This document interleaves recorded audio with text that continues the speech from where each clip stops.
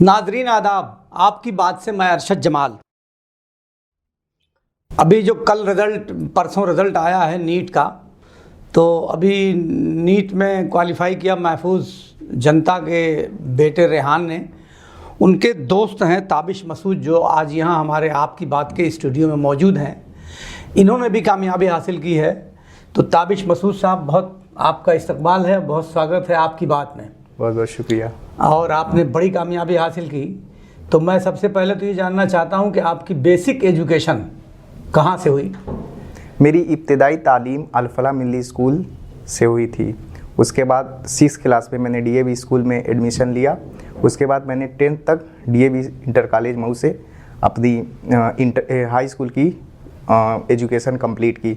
उसके बाद मैं 10+2 के लिए अलीगढ़ मुस्लिम यूनिवर्सिटी के Syed Hamid senior secondary school boys में एडमिशन लिया और मैंने पीसीएमबी से 12th कंप्लीट की। उसके बाद मैंने 1 साल अपने से नीट की प्रिपरेशन की, लेकिन मेरे नंबर उतने नहीं आए। उसके बाद फिर मैं कोटा गया तो मेरे अच्छे मार्क्स आए, लेकिन फिर लॉकडाउन हो गया और कुछ घर पर अच्छी से पढ़ाई ना हो पाने की वजह से पिछले साल मेरा सिलेक्शन नहीं हुआ। और इस बार मैंने कोटा में ही रह के अपने से स्टडी की और टेस्ट वगैरह देता था। लॉकडाउन की वजह से ज़्यादा टेस्ट भी नहीं दे पाया, लेकिन कोटा में ही रह के पढ़ाई की। उसके बाद अल्लाह का शुक्र है, इस बार मेरी 641 नंबर आए और ऑल इंडिया रैंक 5677 आई है। अच्छा, तो यानी आपका सेकंड अटेम्प्ट था? हाँ, थर्ड अटेम्प्ट था। हाँ, लेकिन बीच में कोई कोचिंग आपने बस 1 साल की? हाँ, कोटा में 1 साल एलन कैरियर इंस्टीट्यूट में की थी। अच्छा, आपके फादर और अम्मी का क्या नाम है? मेरे फादर का नाम मसूद आलम है और मेरी अम्मी का नाम ज़ैनब परवीन है। अच्छा, क्या करते हैं लोग? हमारे घर बुनाई होती है। मऊ का जो कारोबार है, लूम चलता है, एक लूम है, बाकी वही है। और छोटा भाई मेरा काम करता है, इंडियन वालों के दुकान पर रहता है। अच्छा, मतलब जरिए माश पावर लूम ही है? जी, जरिए मास पावर लूम। खालिस बुनकर घराना है? खालिस बुनकर घराना एकदम। तो इसमें आपको इस पढ़ाई के दौरान में, जैसे आपने अलीगढ़ में पढ़ा, कितने साल अलीगढ़ रहे? अलीगढ़ में 2 साल रहा। अलीगढ़ 2 साल रहे। तो घर के बाहर जाके पढ़ना और एक लूम चला के, तो दुश्वारी आती रही होगी आपको? जी बिल्कुल, दुश्वारी आती थी। बाकी अल्लाह का शुक्र है, बहुत से लोगों ने हमारी बहुत सी मदद भी की और मोटिवेट भी किया पढ़ने के लिए। जब मेरा 10+2 में एडमिशन लेना था तो ओएस भाई मैनेजर साहब स्कॉलर पब्लिक स्कूल के, उन्होंने काफ़ी मोटिवेट किया और मुझे इस बात का। तो वहाँ से भी पढ़े हैं? स्कॉलर से भी पढ़े? नहीं, मैं स्कॉलर से नहीं पढ़ा हूँ, मैं डीएवी से ही पढ़ा हूँ, लेकिन उनके मैं कांटेक्ट में रहा और उन्होंने मुझे हिम्मत दिलाई और उनके मोटिवेशन के बाद मैंने तैयारी की और अल्लाह के शुक्र से मेरा सिलेक्शन हो गया। आप कॉन्फिडेंट थे कि इस बार आपका सिलेक्शन हो जाएगा? जी बिल्कुल कॉन्फिडेंट थे, पूरा भरोसा था, क्योंकि मैंने अच्छी से पढ़ाई की थी। लेकिन फिर भी हर स्टूडेंट को एक डर होता है, तो वो डर तो लगता था। वो डर लगता था? थोड़ा मोड़ा तो लगता ही था। तो अभी क्या फ्यूचर प्लान है आपका? अभी तो जैसे MBBS आप करेंगे? जी बिल्कुल, 5 साल लगेगा। फिर उसके बाद के बारे में भी कुछ सोचा आपने? जी, मेरा इरादा ये है कि मैं MD वगैरह करूं और मेरी मतलब जो ख्वाहिश है, मेरी ब्रांच वो कार्डियोलॉजिस्ट है। अच्छा, यानी दिल से रिलेटेड जो होती है, उसके कमी भी है। वो मेरा ड्रीम है कि मैं एक अच्छा कार्डियो सर्जन या कार्डियो फिजिशियन बन जाऊं। ये मेरा ड्रीम है। तो ड्रीम तो देखना चाहिए ना? बिल्कुल देखना चाहिए। सपने तो बुनेंगे नहीं, लेकिन तो सपने रास्ता हमवार करते हैं मंजिल जी का। कलाम साहब का एक वो है कि सपने वो नहीं होते जो तुम सो के देखते हो, सपने तो वो होते हैं जो तुम्हें सोने नहीं देते। वाह।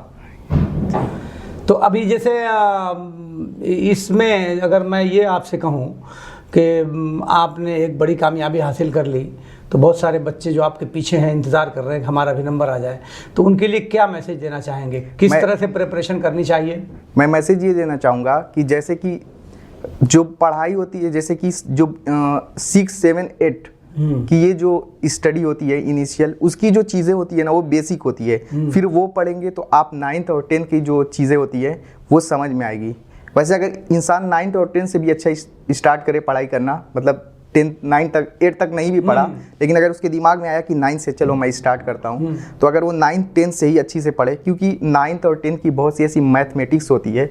ज़्यादातर जो नीट की तैयारी करते हैं बच्चे, उनको फिजिक्स में प्रॉब्लम आती है। और फिजिक्स में प्रॉब्लम क्यों आती है? क्योंकि फिजिक्स जो है मैथ से रिलेटेड होती है। तो मैथ जो होती है 9th 10th में जिसकी अच्छी होती है, तो उसकी वजह से उनकी फिजिक्स अच्छी होती है। बाकी बायो और केमिस्ट्री में ज़्यादा बायो के बच्चों को नहीं परेशानी होती है, लेकिन फिजिक्स में ही ज़्यादा परेशानी होती है। तो मैं ये कहना चाहूँगा कि 9th और 10th की जो मैथमेटिक्स है, एनसीईआरटी लेवल बहुत ज़्यादा पढ़ने की ज़रूरत नहीं है, वो कंप्लीट अच्छी से पढ़ना चाहिए, सभी को पढ़ना चाहिए। पेपर भी, पुराने पेपर को देखने का क्या फायदा मिलता है? पुराने पेपर देखना चाहिए और स्टडी जो एग्ज़ाम ओरिएंटेड करना चाहिए। जैसे आजकल का जो पैटर्न है एग्ज़ाम का वो एनसीईआरटी बेस्ड आता है। पहले जब सीपीएमटी होता था तो बहुत एक्स्ट्रा चीज़ें आती थी तो पढ़ना पड़ता था, लेकिन अब एनसीईआरटी जो बुक है उसके बाहर कोई भी चीज़ें नहीं आती है, तो हमें एनसीईआरटी को ही अपना अच्छी तरह से पढ़ना चाहिए। और पढ़ने का एक तरीका ये होता है कि कैसे पढ़ना चाहिए, पढ़ने का कैसे पढ़ना चाहिए और क्या पढ़ना चाहिए ये ज़रूरी है। है। ये कैसे पता चलेगा? ये जो एनटीए का सिलेबस है वो एनसीईआरटी बुक है। एनसीईआरटी बुक के बाहर इस साल भी एक भी क्वेश्चन नहीं आया। मैंने सिर्फ एनसीईआरटी बुक पढ़ी थी, जितने भी उसके जो भी चीज़ें हैं उसके अंदर ही लिखी हैं और उसको पॉइंट टू पॉइंट पढ़ना है। उसकी हर एक लाइन में एक क्वेश्चन है और एनालिटिकली पढ़ना है। यानी एक होता है कि रट्टा हमने ये पढ़ लिया समझ लिया ख़त्म, लेकिन वो सोचना कि ये है तो क्यों है, बहुत एक्स्ट्रा नहीं, लेकिन जो उसमें है उतना हमें एनालिसिस होना चाहिए, एनालिटिकल होना चाहिए। तो एनसीईआरटी की बुक्स अवेलेबल हैं आसानी से? एनसीईआरटी की बुक बहुत सस्ते में अवेलेबल है, सबसे सस्ती जो इजीली अवेलेबल है, इजीली अवेलेबल है सबसे ज़्यादा। जैसे निचले क्लासेस की इंटरमीडिएट तक की किताबों में दिक्कत होती है उनको मिलने में, नहीं या हो सकता है स्कूल वाले शॉर्टेज बनाते हो। हाँ नहीं, एनसीईआरटी बुक दिक्कत नहीं है। नहीं, एनसीईआरटी बुक इजीली अवेलेबल है, 200 रुपये तक की होती है बायो की। अभी मसूद साहब, ताबिश साहब, मैं एक बच्चे से बात कर रहा था, इंटरव्यू सा कर रहा था मैं, तो उससे मैंने ये जाना था कि पढ़ाई करने के लिए, स्टडी करने के लिए क्या तरीका अपनाना चाहिए। जैसे एक तरीका तो ये है कि आपका टाइम टेबल बना हो, कि आप बिल्कुल टाइम टेबल फिक्स है और उस टाइम पे आपको स्टडी करनी है, किस टाइम सोना है, किस टाइम उठना है। और एक ये है कि जब मूड किया तब पढ़ा। दोनों में आप किसको प्रेफर करते हैं? नहीं, पढ़ाई करने के लिए टाइम टेबल का फिक्स होना ज़रूरी है। आपका कुछ टाइम होना चाहिए कि इतना मुझे पढ़ना है, और आपका घूमने का भी टाइम होना चाहिए, शाम को 1 घंटा। ऐसा नहीं है कि सिर्फ 24 घंटा पढ़ें, ऐसा नहीं है। पढ़ना भी है, साथ में थोड़ा बाहर जाके, क्योंकि कोई भी इंसान लगातार नहीं पढ़ सकता। कुछ देर पढ़ने के बाद फिर दिमाग भारी हो जाता है, तो उसको लिए हमें बाहर जाना ज़रूरी है। तो जैसे बहुत से लोगों का अलग अलग होता है, कोई 2 घंटा लगातार पढ़ पाता है, कोई 3 घंटा पढ़ पाता है, कोई 1 ही घंटा पढ़ पाता है। तो जो जितना भी पढ़ पाता है पढ़े, उसके बाद जैसे 5 मिनट या 10 मिनट का रेस्ट ले, मुँह धो ले या थोड़ा सा रूम में ही टहल ले, और उसके बाद फिर पढ़ाई स्टार्ट करे। और कंटिन्यूस जब 6 घंटे या 7 घंटे दिन में पढ़ना ज़रूरी है। 7 से 8 घंटे एक नीट के एग्जाम के लिए 7 से 8 घंटा मिनिमम पढ़ना ज़रूरी है। 24 घंटे में 6-7 घंटा पढ़ने में ज़रूरी है। आप उसका टाइम टेबल अपनी सहूलत से बना लें। अपनी सहूलत से बना लें। इस बीच में खेल कूद को क्या प्रेफरेंस देना चाहिए?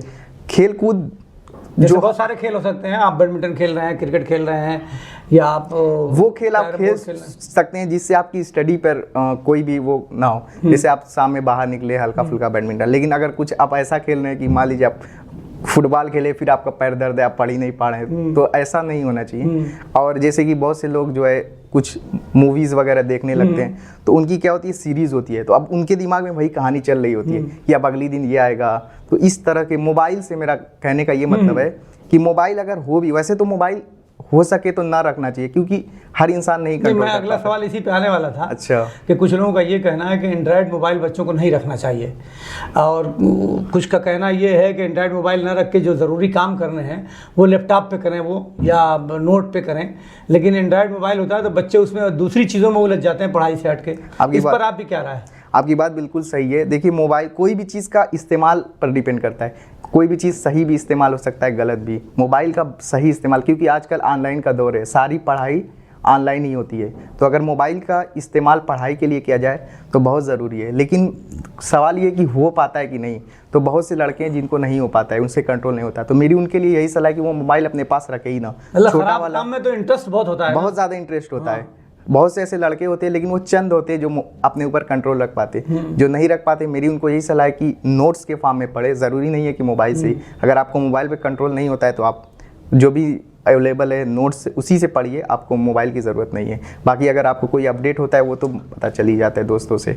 मतलब ये कि कोई ज़रूरी नहीं है कि मोबाइल आपके पास हो, एंड्रॉयड मोबाइल हो, नहीं ज़रूरी नहीं, कीबोर्ड वाला भी मोबाइल रहेगा, कीबोर्ड वाला मोबाइल रहेगा, आपका काम चलेगा।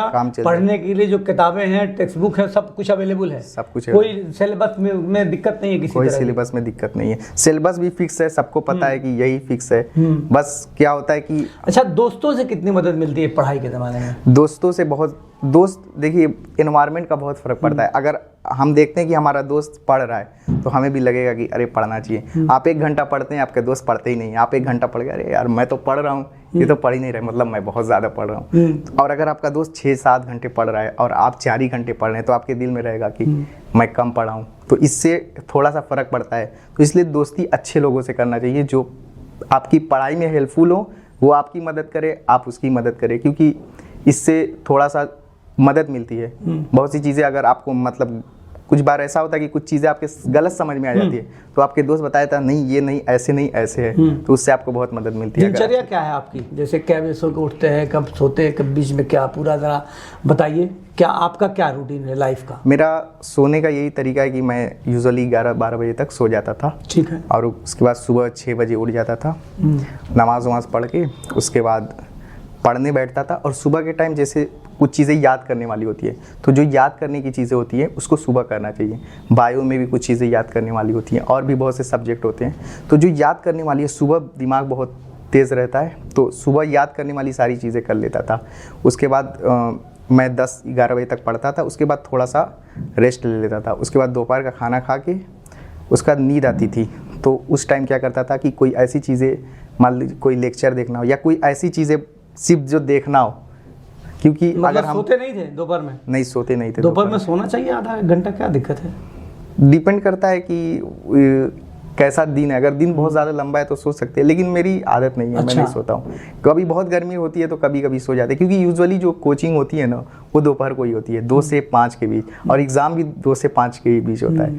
तो अगर आपकी आदत ख़राब हो जाएगी तो फिर एग्ज़ाम में दिक्कत हो सकती है। जैसे बहुत से लोगों को नींद, इस बार मेरे दोस्तों से बात हुई थी तो बोले थे नींद बहुत, तो दोपहर को सोने की आदत नहीं बनानी चाहिए, क्योंकि आज जो एग्ज़ाम होता है पहले सुबह होता था 10 से 1, लेकिन आजकल 2 से 5 बजे के बीच होता है, तो उससे दिक्कत हो सकती है आपके एग्ज़ाम के दौरान। तो आपने तो कामयाबी हासिल कर ली, बाकी बच्चे जो आपके पीछे हैं उनके लिए क्या मैसेज है आपका?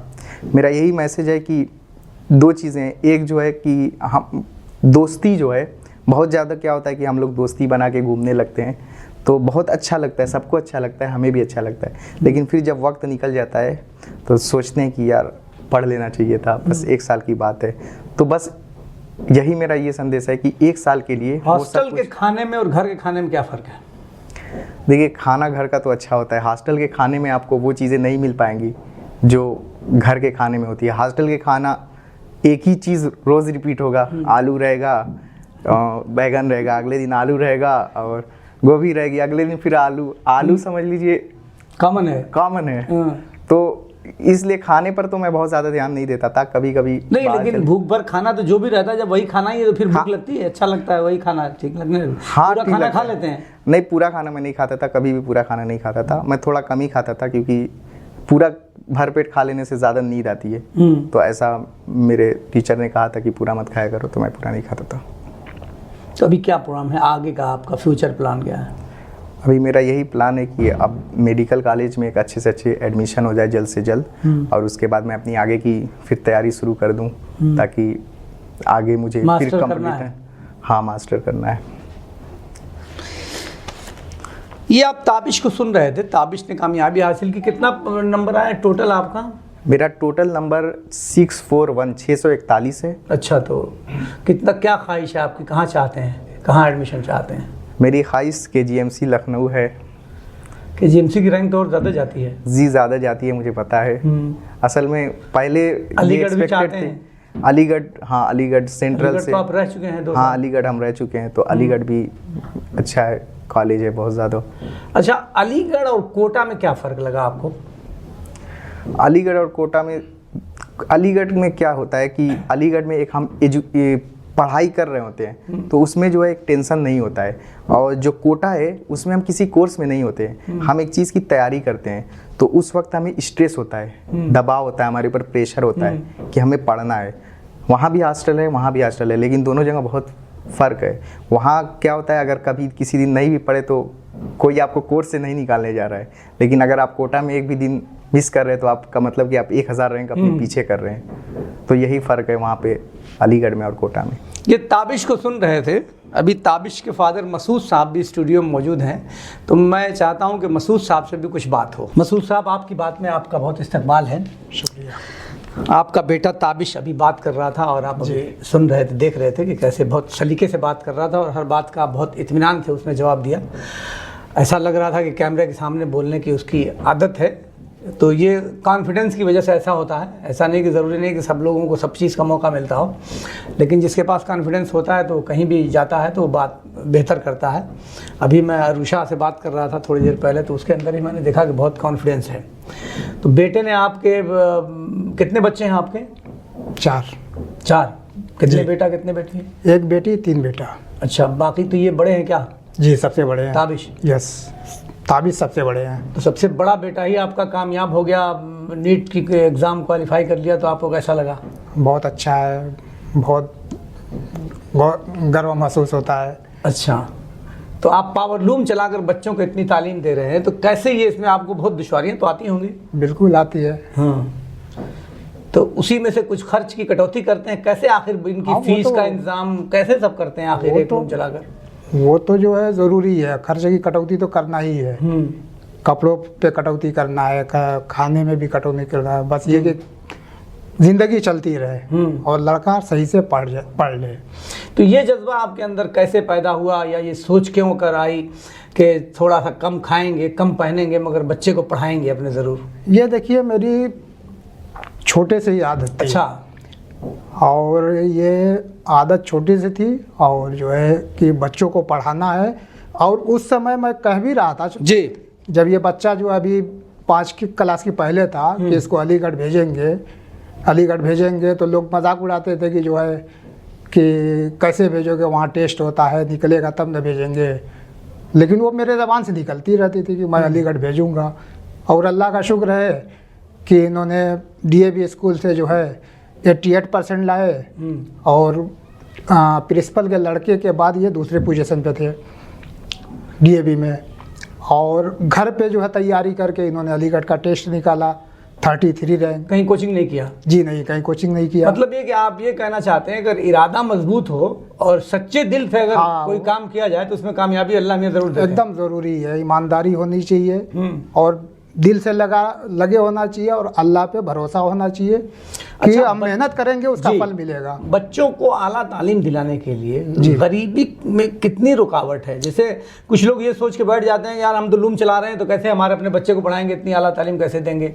तो आप चूंकि एक रोल मॉडल एक तरह से कहा जाएगा कि हैं, एक आदर्श हैं, एक नमूना हैं आप समाज के लिए, कि आपने तो उसी गुर्बत में जिसमें सारे लोग रह रहे हैं, तो वो बाकी लोगों के अंदर ये जज्बा पैदा नहीं हो रहा है, तो आपके अंदर जज्बा पैदा हुआ। तो मेरा सवाल ये है कि गरीबी में रह के भी बच्चों को आला तालीम दी जा सकती है? बिल्कुल, क्योंकि जो है अगर बच्चे अच्छे नंबर लाते हैं तो उसमें जो है बहुत से ऐसे लोग हैं कि जो है हेल्प करने के लिए आगे आते हैं कि यार बड़ा टैलेंट है। और हाई स्कूल में जब ये पास हुआ और अलीगढ़ जो है रैंक निकाल लिया, वैस साहब के पास जब मैं गया तो उससे पहले मैं ये नहीं समझता था कि इसका माइंड जो है बहुत तेज है, ग्रेड है। मगर वैस साहब ने कहा ये तो लड़का जो है बहुत ही जो है ब्रिलियंट है। हाँ, ब्रिलियंट है। और इसको बिल्कुल जो है, इन्होंने दोनों BHU भी निकाल लिया था, अलीगढ़ भी निकाल लिया था। तो उन्होंने कहा कि आप BHU लो, वहाँ इंटरनल भी है और दूसरे खर्च भी कम है। तो इंटरनल क्या नाम है, उसकी वजह से ये जो है अलीगढ़ चॉइस किया गया। ये मसूद साहब जो हैं, मोहल्ला इब्राहिमपुरा है, मऊ शहर में, वहाँ के रहने वाले हैं। अभी उसी मोहल्ले का एक लड़का रेहान भी है। तो रेहान एक अच्छी फैमिली, संपन्न परिवार से ताल्लुक़ रखता है। और उसी मोहल्ले का दूसरा लड़का जो ताबिश है, ये बहुत आम परिवार है, बुनकरों का परिवार है। तो मैंने आज स्टूडियो में ताबिश के साथ साथ उसके फादर मसूद साहब को भी बुलाया, और इसीलिए हमारे बुलाने का मकसद सिर्फ इतना ही है कि आपके ज़रिए हम लोगों में ये पैगाम देना चाहते हैं कि अगर आप बुनकरों के परिवार से भी हैं और आपके घर में पावर लूम चलता है और एक लूम चलाते हैं, तो अगर आपका इरादा मजबूत हो तो आप उसी से अपने बच्चों की परवरिश भी कर सकते हैं और बच्चों को आला तालीम भी दिला सकते हैं। जैसा कि मसूद साहब ने बताया कि ख़र्च में कटौती करनी पड़ती है। हमको जब कपड़े सिलाने हैं, अपनी ख्वाहिश है तो नहीं सिलवा सकते, या हमको जब जो चीज़ खाने की ख्वाहिश है तो वो भी अगर खर्च से ऊपर है तो वो भी हम नहीं कर सकते। तो इन चीज़ों को कटौती करके लेकिन बच्चों को आला तालीम देनी चाहिए। एक आज मसूद साहब के ज़रिए ये संदेश मैं समझता हूँ कि सारे आवाम तक ज़रूर पहुँचेगा, और हम मसूद साहब को और उनके अहल खाना को और जितने भी बच्चे इस साल नीट क्वालिफाई किए हैं, सबको आप की बात आपके चैनल की तरफ से बहुत बधाई देता हूं और इसी के साथ हम आज की बात ख़त्म करते हैं। आपकी बात से मैं अरशद जमाल।